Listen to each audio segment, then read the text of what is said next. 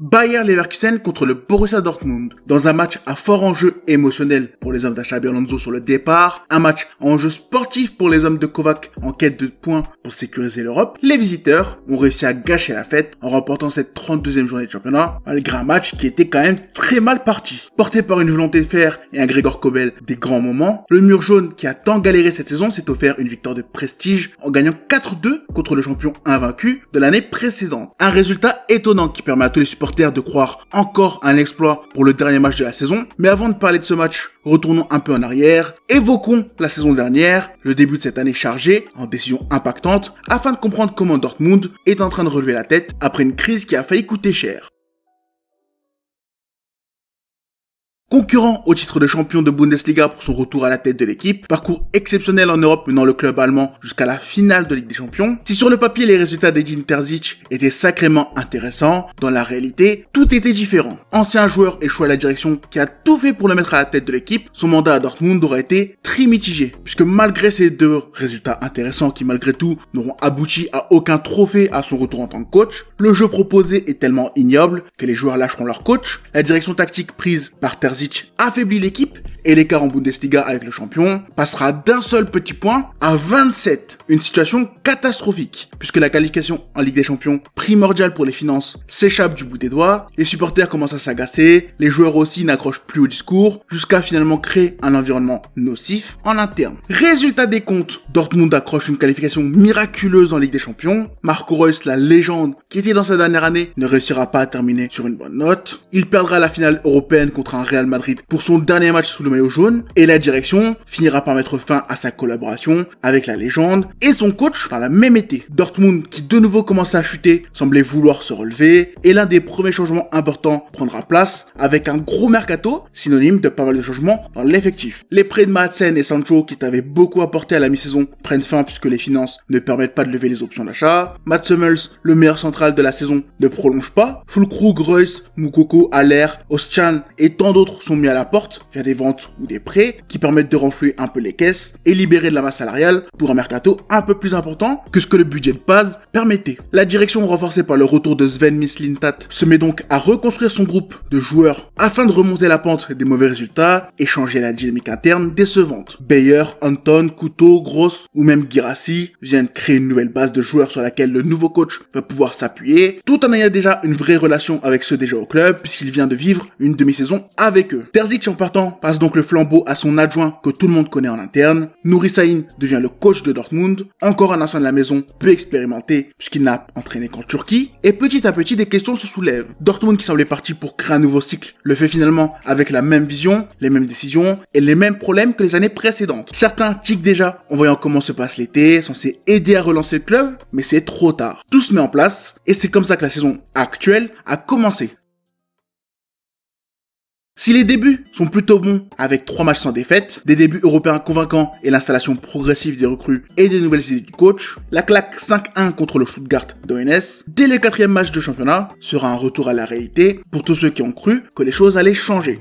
Pour la première partie de saison, le Borussia Dortmund c'est 10e en Bundesliga, avec seulement 25 points, c'est 32 buts marqués pour 29 encaissés, une élimination en pokal dès le second tour et un retard de 8 points avec le podium. Avec une seule victoire à l'extérieur et seulement 3 clean sheets, tu comprends que l'équipe n'arrive pas à être solide en championnat. La peur d'un échec pour la qualification européenne commence à s'installer, et ce, malgré quelques matchs intéressants, notamment en Europe. La situation est donc claire, quand tu vois les résultats et quand tu vois les matchs, les prestations collectives et individuelles de ces joueurs. Nuri Sahin, le successeur de Terzic, n'y arrive pas. Coach peu expérimenté, le Turc veut implanter un jeu de possession, une construction basse qu'il colle ni à son effectif, ni à ses aptitudes en tant que coach. Sous ses ordres, ses joueurs régressent, son équipe ne produit quasiment rien durant les matchs, n'arrive pas à être solide défensivement et surtout commettre d'immenses erreurs, indigne de footballeur professionnel. Outre son inexpérience dans l'implantation de ses idées de jeu, ses choix sont tout aussi discutables, puisque malgré tout le négatif, par moments on a pu voir ce qu'il voulait faire avec son équipe. C'était notamment le cas en Europe contre le Celtic de Rodgers, détruit 7-1 1, dans un match qui a montré la puissance de son équipe, mais aussi dans un autre match un peu plus intéressant face au champion en titre, le Real Madrid. Une rencontre où son Dortmund ressortira perdant suite à des changements de joueurs et de philosophie dans le jeu, alors que son équipe gagnait, qui lui coûteront très cher en termes de points, mais aussi en termes de soutien. Sur le papier, c'est à partir de ce match que tout bascule, puisque sa position s'affaiblit, ses résultats pas au niveau agaceront la direction, les performances honteuses de son équipe lui coûteront le soutien populaire, et c'est finalement après une nouvelle défaite contre Bologne en Europe que le Turc perdra sa place. Dortmund se retrouve à nouveau dans une crise de résultats, sans coach, sans identité, sans leader, et cette situation représentera un défi pour le prochain nom qui prendra les rênes de cette équipe. Le club a besoin de trouver un leader, un homme fort avec une poigne, capable d'installer une discipline, une rigueur qui relâchera un groupe perdu et sans réel visage. Un homme qui connaît la Bundesliga, qui n'aura pas besoin d'un temps d'adaptation et qui idéalement acceptera une mission d'intérim. Puisqu'au vu des opportunités sur le marché cet été, la direction souhaite simplement trouver un homme durant 6 mois avant de tenter un Sebastian Hoeneß de Stuttgart,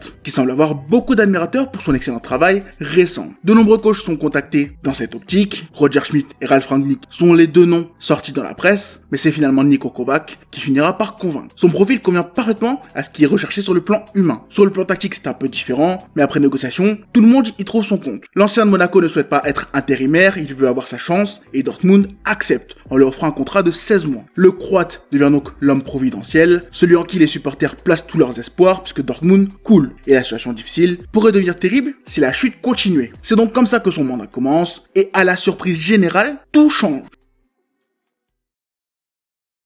11e lors de sa nomination avec une différence de but infime, le Dortmund, qui jusque-là avait déçu absolument tous les suiveurs, retrouve ses couleurs. L'effectif découvre la méthode Kovac et de ce fait devient enfin une équipe de football capable de gagner des matchs, notamment à l'extérieur. Avec 68 buts marqués pour 51 encaissés, les hommes en jaune redeviennent des joueurs professionnels. Le Croate réussit à relancer un groupe en crise avec un mental défaillant et les transforme en une équipe à nouveau solide. Pas parfaite, puisque toujours capable de quelques mi-temps honteuses, mais suffisant pour le moment. Son équipe réussit à faire un vrai parcours en Ligue des Champions, faisant tomber le Sporting et Lille jusqu'à atteindre l'écart et finalement tomber contre la meilleure équipe du monde, le Barça de Flick. Un parcours vraiment intéressant qui n'empêchera pas le club d'être performant en championnat, puisqu'entre 2 matchs européens, les points engrangés en Bundesliga permettent une remontée progressive au classement que peut espérer vraiment. De sa 11e place honteuse sous Sahin, le BVB remonte à une 5e place à la 33e journée avec seulement 3 points d'écart sur le podium à un match de la fin de la saison. Un retour exceptionnel qui mérite d'être fêté puisque le groupe part de sacrément loin et peut réussir quelque chose d'important avec cette dernière journée. Toute cette réussite ne sort pas nulle part. Elle a été provoquée par un coach qui a su retrouver le bon discours et mettre en place un travail de remise en question individuel et collectif qui a fonctionné. Kovac, en plus d'avoir insufflé un second souffle dans la dynamique du club, a su faire des ajustements nécessaires. Il a changé le dispositif, il a réussi à relancer des leaders qui étaient en perte de vitesse, comme Julian Brandt. Il a réussi à s'appuyer sur ses quelques leaders, si on peut dire, sur les machines de guerre habituelles du vestiaire qu'étaient Kobel, Guirassy et Adeyemi pour retrouver des forces et redevenir une équipe capable de pratiquer un football cohérent. La victoire contre le Bayer Leverkusen en est d'ailleurs une preuve, portée par les courses de Brandt, les appels d'Adeyemi et les arrêts absolument exceptionnels de Kobel. Dortmund a fait son retour dans la course à la Ligue des Champions. Et c'est une excellente nouvelle, mais ce ne sont pas les seules raisons. Si l'an dernier les prêts de Madsen et Sancho t'avaient permis de croire en cette épopée européenne, pour ce mercato estival, c'est plutôt l'inverse qu'il s'est passé. En tout cas, au début. Daniel Malen, ton super sub et l'un de tes offensifs les plus importants, a été vendu à Aston Villa. Depuis quelques temps déjà, son départ était un sujet sur la table, et il a enfin eu lieu dans un moment difficile. L'équipe déjà touchée par les baisses de niveau, les titulaires et les blessures de Félix Nmecha, Giovanni Reina et Niklas Soule avait besoin de renfort, mais la direction, comme à son habitude, a tardé à agir, reprenant simplement Salih Özcan de son prêt à Wolfsburg. L'arrivée de Kovac bouleversera les plans, Chukwuemeka arrivera en prêt pour renforcer le milieu de terrain, apporter une solution et un profil supplémentaire à un secteur en difficulté, pendant que Diantre Amage, signé de l'Ajax, sera envoyé en prêt à Copenhague, et enfin, Daniel Svensson conclura cette fenêtre hivernale au niveau des arrivées. Latéral et piston gauche de Nordjylland, il arrive en prêt avec option d'achat pour concurrencer Pensebaini et renforcer le poste le plus faible de l'effectif. Le matériel à la disposition de Kovac est donc enfin complet, et c'est comme ça que cette seconde partie de saison a finalement été une réussite. Si on regarde simplement de loin, le pari a fonctionné. Kovac avec son œil extérieur puisqu'il n'est pas un ancien de la maison, sa recherche constante d'une solidité défensive collective pour un groupe qui n'en était pas capable, et sa capacité à rentrer dans l'art des joueurs qui vivaient dans un conte de fées, aurait été une donnée absolument cruciale pour ce retour construit intelligemment. Aujourd'hui, le groupe vit bien, fait à nouveau les efforts fort dans les courses, les appels et les replis, ce qui n'était plus le cas avant. Le jeu proposé par un bloc bas cherchant les contres à l'opposé des habitudes permet d'obtenir des résultats qui sont absolument vitaux pour la continuité du club. Le dernier match et même la dernière journée de championnat était donc vital pour savoir si Kovac serait le héros de la saison, pour savoir si malgré tous les problèmes, une petite éclaircie pourrait percer ce masque de noirceur qui avait déjà abattu le club ces dernières saisons. Que ce soit la finale de LDC perdue ou bien le titre de champion contre Mayence pour finir l'année, Dortmund a historiquement eu du mal à finir en beauté ces dernières rencontres de la saison et le pessimisme était donc de mise. Le Borussia Dortmund affrontait un club relégué qui ne jouait plus rien si ce n'est son honneur, en cherchant 2 buts d'écart pour s'offrir une qualification européenne inespérée et éviter une nouvelle humiliation qui pourrait coûter cher. Un match immense, à fort enjeu, programmé en même temps qu'un certain Fribourg contre Francfort, tout aussi important dans la course à l'Europe. Les deux clubs en duel avec le BVB pour la Ligue des Champions s'entretuaient dans un duel qui s'annonçait épique. Le résultat aurait pu avoir un impact si les hommes de Kovac ne terminaient pas le travail, mais comme d'habitude, l'immense Siro Guirassy est venu